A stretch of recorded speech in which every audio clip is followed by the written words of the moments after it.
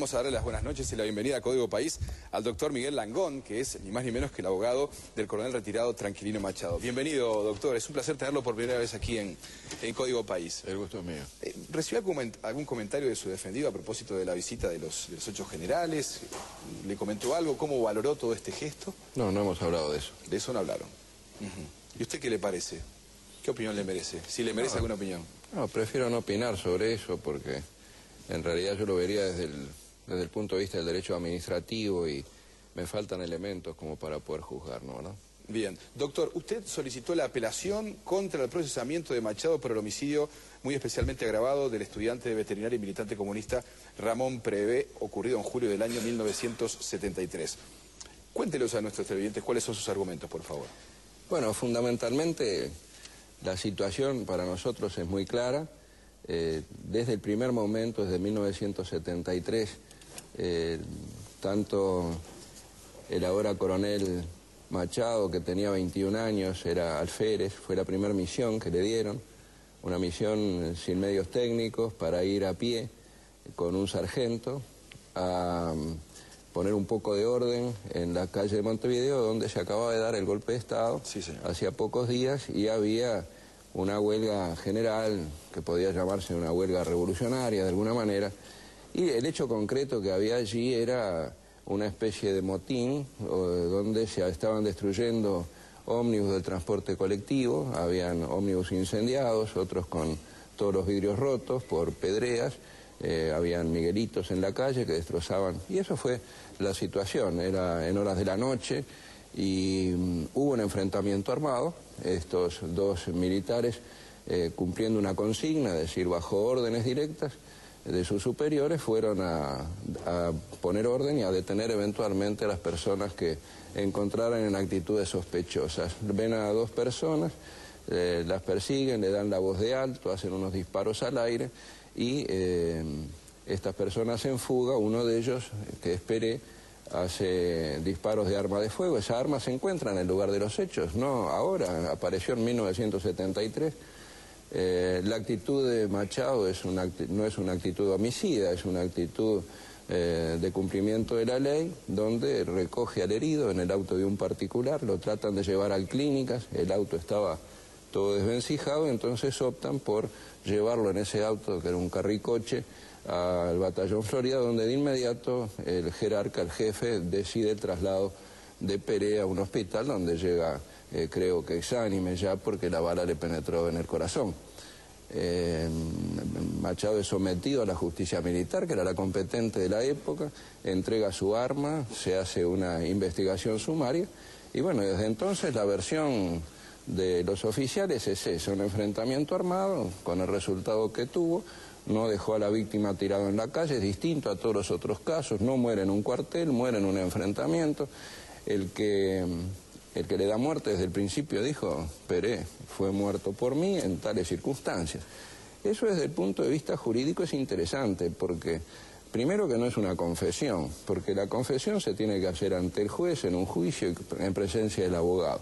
Es una declaración que él hizo frente a sus superiores primero y a la justicia militar después, expediente que hasta ahora no se ha agregado a la causa. Eso es responsabilidad del Estado, encontrar el expediente original y agregarlo eventualmente a la causa antes de procesar, ¿no?, que es lo que se debió de haber hecho.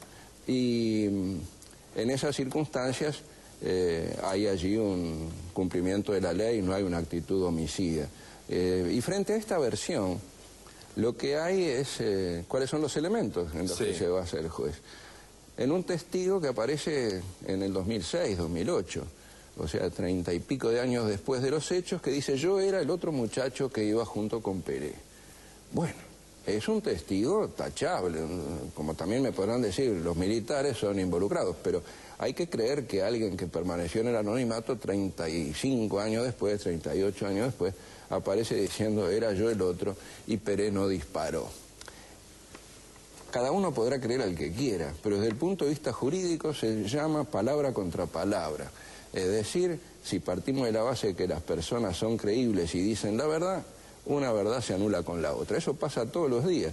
Una muchacha que es objeto eventualmente de una violación dice: a mí me violó Juan, Juan dice: yo no la toqué, Y de ahí no se puede salir si no hay otros elementos concurrentes. ¿Cuál es el otro elemento en este caso que utilizan? Es la bala que penetró por la espalda. Nosotros agregamos una pericia técnica, pero además no se precisa ser un perito. Cualquiera sabe que en un enfrentamiento, en un combate, las personas, y en este caso Pérez, disparaba atrás de un árbol, disparaba atrás de un auto, corría, daba el frente, daba el perfil, daba el costado. Que la bala penetre por un lado o por otro no es un elemento determinante, máxime cuando aparece Machado y reconoce, y en esa declaración, que no es una confesión, rige el principio de la indivisibilidad de las declaraciones. Si una persona dice, yo di muerte a esta persona que entró en mi casa, pero lo hice en legítima defensa porque él me agredía, no se puede decir, a usted le dio muerte, es homicida. Claro. Si yo digo di muerte con legítima defensa, me tiene que tomar el paquete entero. Sí, yo di muerte, porque esto no es una... Estuvo muy bien el señor Leza cuando dijo la muerte de Pérez. No es ni el homicidio ni el asesinato. Es la muerte de Pérez en legítima defensa, en cumplimiento de la ley. Langón, y en... Quiero detenerme en un par de cosas que dijo. Usted habla de un enfrentamiento armado. La familia de Pérez ha dicho que Pérez sufría de Parkinson y que no podía haber disparado nunca, no podía sostener un arma, según lo que dice. Eso es una cosa que es imposible. 38 años después, saber si podía o no podía sostener un arma un muchacho joven es muy complicado de creerlo. Yo creo que una persona que estaba estudiando y que llevaba adelante la vida, los informes médicos no llevan a esas conclusiones. No era ningún inválido. Aunque pudiera tener alguna dificultad. Y el señor juez en su sentencia de procesamiento dice que estaban repartiendo volantes, y bueno, no estaban repartiendo volantes, estaban incendiando ómnibus, estaban tirando piedras, y eso es una actividad criminal, es por lo menos un motín, y aunque haya un golpe de Estado y fuera un acto de resistencia, eso por un lado, pero por otro lado cualquier gobierno va a reprimir eso. El otro día el subsecretario del Interior andaba mostrando un cóctel Molotov, y bueno, son los cócteles Molotov que tienen una potencia incendiaria muy... Pero muy en ese poderosa. caso se reprimieron con balines bueno, claro, de plástico. en esa época no había ni balines ni nada por el estilo, y era personal militar que fue enviado con el arma de reglamento, con las armas que tenían. Es decir, también el personal policial en otra época reprimía con un 38.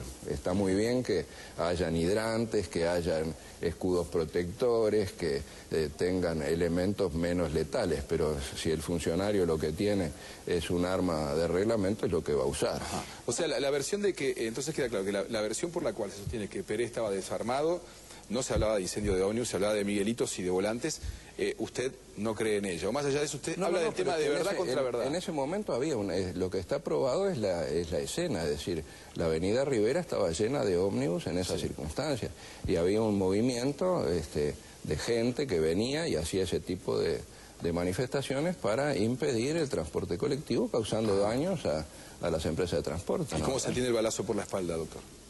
El balazo por la espalda se entiende, primero es un balazo a distancia, es un disparo único, que es muy fácil sentarnos acá 38 años después y discutirlo. Por supuesto, no, está claro. Hay que estar allí en horas de la noche, enfrentando bajo fuego, y lo que yo le digo es lo que dije recién, es decir, en una situación de combate, la trayectoria o la penetración de la bala me parece que no es un elemento decisivo. Es una bala que entra en forma horizontal, quiere decir que la persona estaba de pie. Nadie huye cubriendo su vida a balazos corriendo de espalda.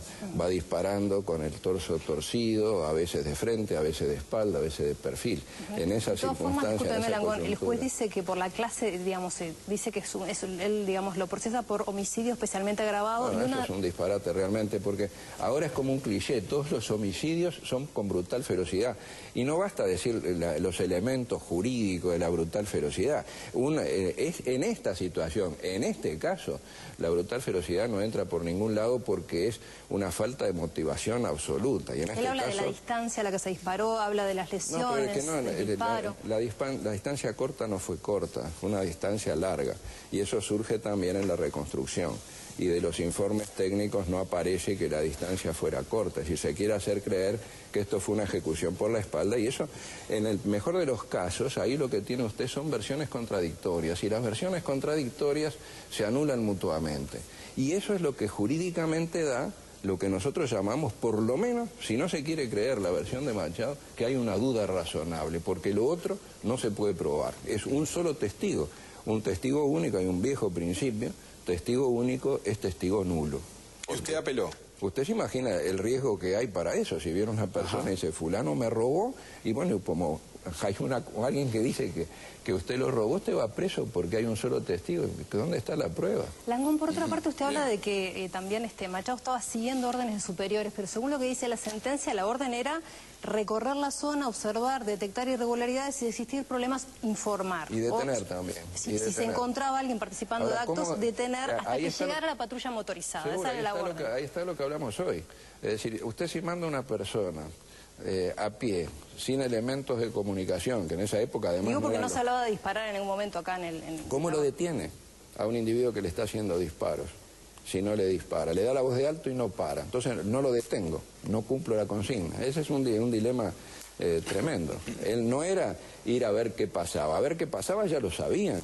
Es decir, había una especie de motín, se estaban incendiando ómnibus de transporte colectivo, se había paralizado la ciudad. Esa era la verdad. Además, el golpe de Estado no surge de un arte de magia, es decir, había un proceso de creación de ese golpe, de deterioro del poder político, y una guerrilla armada que estaba actuando en el... Entonces ahí eran estudiantes que no les gustaba usar las armas, estaba lleno de estudiantes y de jóvenes violentistas en esa época, con las mejores de las ideas, son delincuencia política, delincuencia ideológica, ¿no, verdad? Y eso es muy conocido, pero esa imagen ideal de que eran muchachos que estaban protestando, repartiendo volantes, no se compadece con la realidad. Y decir que Machado actuó en brutal ferocidad es un error jurídico, pero eso se hace para que no opere la prescripción, porque se califica el homicidio para que sea un homicidio muy especialmente agravado, porque aún reconociendo que no hubiera duda razonable, y aún reconociendo que me quieran decir que esto es un acto homicida, es un homicidio en abuso de las armas, uso excesivo de la fuerza, en todo caso, y ese uso excesivo de la fuerza jamás es con brutal ferocidad. La brutal ferocidad se pone para que el máximo de la pena sean 30 años y el lapso de prescripción sean 20, y a eso le agregan una cosa que está totalmente fuera de la realidad, que es decir que Machado es peligroso, y entonces le aumentan la prescripción 6 años y 4 meses, y entonces se hacen una prescripción de 26 años y 4 meses, que como se suspendió el plazo de las dictaduras, estamos a 38 años y los delitos no prescriben, y eso es hacer imprescriptible lo que la ley quiso que fuera prescriptible, y decir que Machado es peligroso es realmente atentar contra el principio de la realidad. Machado se recibió de abogado en la década del 90 en la Universidad de la República. Tuvo actuación con los estudiantes, con sus compañeros, jamás delinquió, hizo una carrera militar magnífica, tuvo cargos, destinos, fue director de la escuela militar, tuvo destinos en el extranjero, 38 años sin delinquir y decir que es una persona peligrosa, cuando a los 59 años está esperando sus nietos y tiene su hermosa familia. Doctor, usted ya presentó la apelación, ya en el final. ¿Cuáles son sus expectativas de quién más? ¿Qué espera que ocurra? Y mi expectativa realmente es que la justicia recapacite y reconsidere y que no siga creando esto que nosotros llamamos en la academia el derecho penal para enemigos, donde no se trata de juzgar a un ciudadano, sino de destruir a un enemigo, como si fuera una continuación de la guerra. Esa es la teoría del derecho penal del enemigo, que eso es un constructo. Decir que este hombre de 21 años sigue siendo peligroso 38 años después, porque la peligrosidad es un concepto para el futuro. Nadie es peligroso para el pasado. Tendría que hacer un juicio y decir, Machado puede ser peligroso, puede cometer delitos, y plantearlo es resolverlo. Es una persona absolutamente inofensiva, y no es que lo digo yo, lo ha demostrado en el transcurso de su vida. Doctor Langón, se nos terminó el tiempo, le doy las gracias por haber estado esta noche con nosotros. El placer es mío. Gaby, ¿la seguimos la semana que viene? Será hasta la semana que viene. Amigas y amigos, en 7 días vuelve Código País. Gracias por haber estado por allí. Hasta entonces.